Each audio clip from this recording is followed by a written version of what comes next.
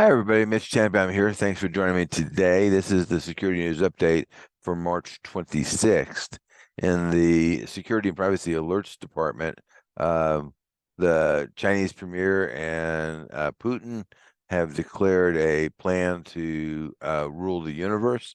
They want to be the leaders in information technology, cybersecurity, and artificial intelligence. Um, they China at least has a lot of resources. Russia, I think, is kind of an also ran there. Who knows what they'll actually do? Um, Clearly, China and Russia would like to hurt the United States. On the other hand, I don't think they particularly trust each other. So it'll be interesting to see what happens here. But this ought to scare you because they could work together to some degree to undermine the U.S. So. Um, one of the things that you should be concerned about, of course, is that it is likely that one of the ways that they're going to try to dominate things is by stealing our information. They're already pretty good at that, both the Russians and the Chinese, but especially the Chinese. And this is only going to increase with this desire for total global domination. So as long as you have nothing on your computer that might possibly, maybe sometime in the future, could be maybe useful to the Russians or the Chinese, either from an offensive standpoint or a defensive standpoint, then I don't think I'd worry much about it. But assuming that your computer is not full of nothingness, I would definitely be worried about it. Speaking of which, the FBI released their Internet Crime Report, and again, sort of scary. Remember that most people do not report cybercrime to the FBI, so you need to understand this is a tiny fraction of the total crime. But the amount reported to the FBI last year is $10 billion. This is just U.S. That compares to a little bit less than 7 billion the year before. And the number of cases is down a little bit, not significantly, less than 10%. So I'm thinking that we're seeing a little bit higher value in the crimes. Um, the FBI also highlighted their asset recovery team. Sometimes they can get stuff back. It is true. Um, but the losses for the last 5 years in aggregate is about $27 billion. And remember, that's just US. So, that's a pretty impressive number. In the patches department, Veeam has released a bug for version 11 and 12 of their software. The bug the bug allows for, not the patch, an unauthenticated hacker to breach the backup infrastructure. And my guess is, there's a huge use of Veeam in the Global 2000. What percentage of them patch? Probably not so good. So if you use Veeam, I would definitely apply the patches. Speaking of patches, WordPress, and they do this occasionally, not very often, did a force patch on WooCommerce. WooCommerce, of course, is the e-commerce plugin, super popular e-commerce plugin. Um, you know, People always blame WordPress for being insecure, but the reality is most of the time it's the plugins. This particular bug allows an unauthenticated hacker to impersonate an administrator and completely take over a site with no user interaction involved. That's likely why they pushed the patch, whether you wanted to or not. Um, on the other side of that, Google's Talos Labs, which is kind of their internal hacking organization, has been trying to get Netgear to patch some bugs since last August. Remember, they have a 3-month timeline after which they feel free to go off and release details of the bug. So last August is way beyond the 3 months. Netgear has patched 3 of the bugs, but not the 4th bug that was reported. So Google released the proof of concept code. Perhaps that will encourage Netgear to patch the last one. I'm guessing they haven't patched the last one because it's hard. But if you're using Orbeez, that's their kind of mesh network, Wi-Fi network technology. I would definitely, for sure, patch the 3 and look for a patch for the 4th. Um, uh, Excuse me, in the legal department, I'm always entertained by this one.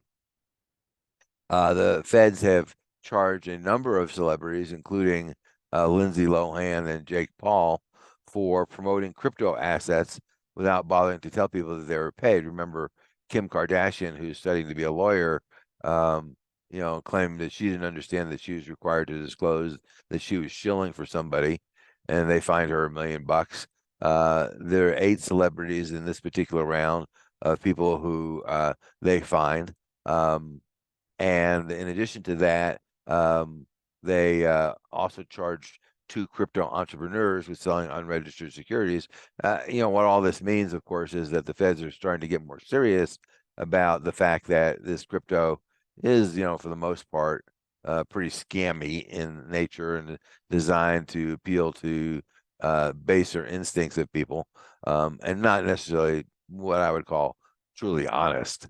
Um, Speaking of crypto, the co-founder of Terraform Labs and a fugitive for the last, I don't know, 8 months, is accused of masterminding a $40 billion terror crypto scam.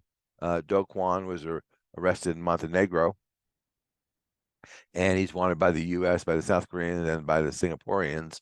So, my guess is he's not going to get any bail because he's clearly at 40 billion bucks. He could afford to do whatever he wants. So, and it obviously has shown the inclination to flee in the past. So, I'm guessing he's not going to get any bail.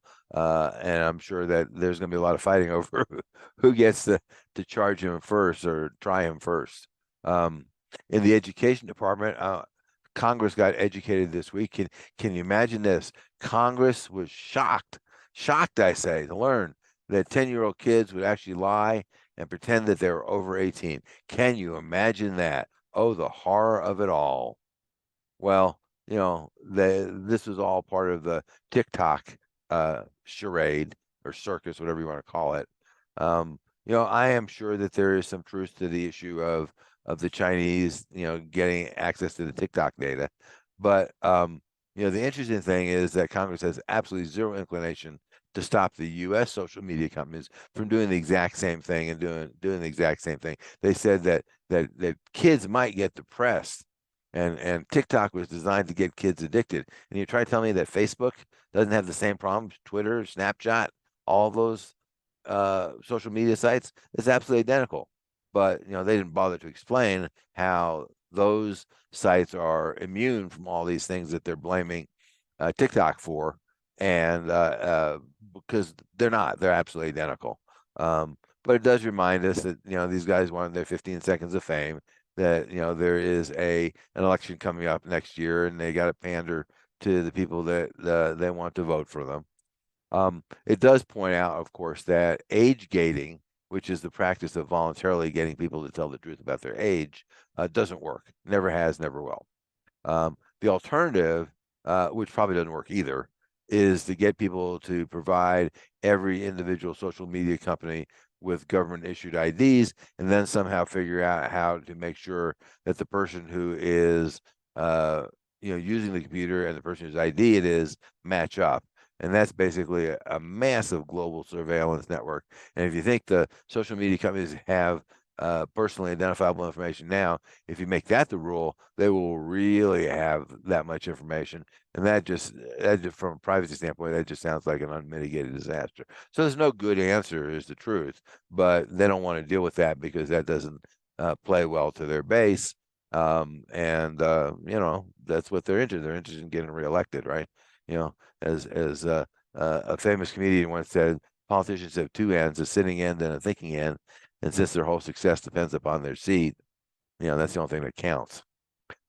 Oak Ridge, Tennessee, has been hit by a ransomware attack in the breaches department. Oak Ridge is famous for having the Department's Energy nuclear lab at Oak Ridge National Labs, where the atomic bomb was in part invented. They do a lot of energy research. This does not, at this point, appear to be related to the labs, so that's good. But apparently, some of the people who unleashed this were lab employees, although it doesn't appear to be on lab computers.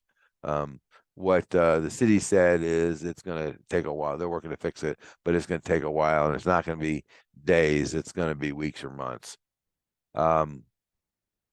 Next, breach forums, which is a hacking forum, shut down this week after the feds arrested their head administrator.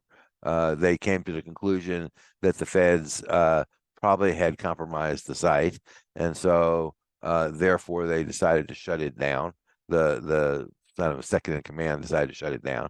We're now hearing that in fact the feds did have access to the site. So the administrator is saying that they will be back, and I'm sure they will because there's way too much money to be made. And B, hey guys, watch your operational security, because if your operational security is not super tight and the feds have access to all the data, then you should assume that you will be arrested. Next, here's a kind of, I guess, I am surprised, surprising bit of data.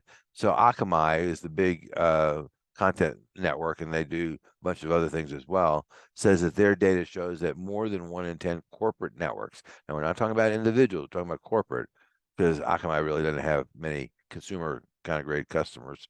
More than 1 in 10 corporate networks is pushing malware traffic out onto the network. So, my question is, do you know if your network is has bots basically on the network? If you claim that you do know, how would you know? 1 in 10, they said, 16%, 10 to 16% on a quarter by quarter basis, what their numbers show. That's a lot of malicious traffic. Next, report on sharing of data by phone carriers. Remember that the carriers are restricted in terms of what they're allowed to do with your phone call data. But since nobody uses phones to actually make phone calls anymore, that's really a very tight percentage of the data. The rest of the data, they're kind of on their own to do with whatever they want, unless you opt out. Every carrier has a different way to do it. We give you some directions in the newsletter this week in terms of how to do it, but they don't make it easy because they make a lot of money by selling your data. Next, we're seeing a new trend in breach-based class action lawsuits. Rather than saying that, oh, woe is me, my email address was compromised. What this particular lawsuit is going after, we've seen some others as well, is that they're saying that these guys whose network was breached were reckless, they were negligent, they were careless, things like that, and they weren't following federal laws and federal regulations, and as a result of that, they got breached. And that may turn out to be a more effective strategy. I would definitely say that if you have a network, which is probably pretty much everybody, that you ought to think about, well, what would it take for me to defend myself from one of these suits? Because remember, you don't have to be guilty to be sued. You just have to be in the wrong place at the wrong time, basically. So, I would say definitely need to go look at that and see, whether you think at this point you could defend yourself.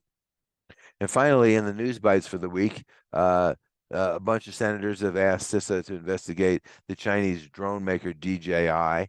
They're kind of the predominant vendor in the high-end drone market here in the U.S., both consumer and business. Now, if CISA decides to do something, or the Congress decides to do something, that's going to create a huge gap in the drone market, because there really is no replacement for DJI. We probably ought to go fix that, but right now there is no replacement. Plus, we've got tens of thousands of DJI drones there, and unless we plan to make them illegal to own, the problem doesn't go away just because Congress waves their magic wand. Next, the number of hard-coded secrets, that means passwords and API keys and stuff like that, that we're seeing in the public repositories has gone up by 67%. That's a huge number, and it really threatens the software supply chain. Look at your chain, and the problem is you got to look at your vendors as well. Um, in Russia, Putin told people who work for him to get rid of their iPhones. Curiously enough, he says you can give them to your kids because, after all, I guess the kids don't matter. But it's all about protecting the kids, right? Oh, wait a minute, that's not Putin. He doesn't care about the kids. What he suggested instead is that his Russian officials get Chinese-made phones because, after all, China would never spy on Russia. That would never happen. Um, uh, and then we don't usually have humor in cybersecurity, but I think this is Google released finally their AI tool to combat Microsoft's effort and that Bing's effort. And a researcher asked Google's AI, it's called Bard, in the antitrust case between Google and the Justice Department, who do you think would win? And the AI, apparently not having been coached by Google, said, "Well, I think the Justice Department is right in this particular case." Now, in Google's defense, they did say that their AI is wrong some of the time. So maybe this is one of those times, but that's kind of an embarrassing thing when your AI says that you're on the wrong side of the law there.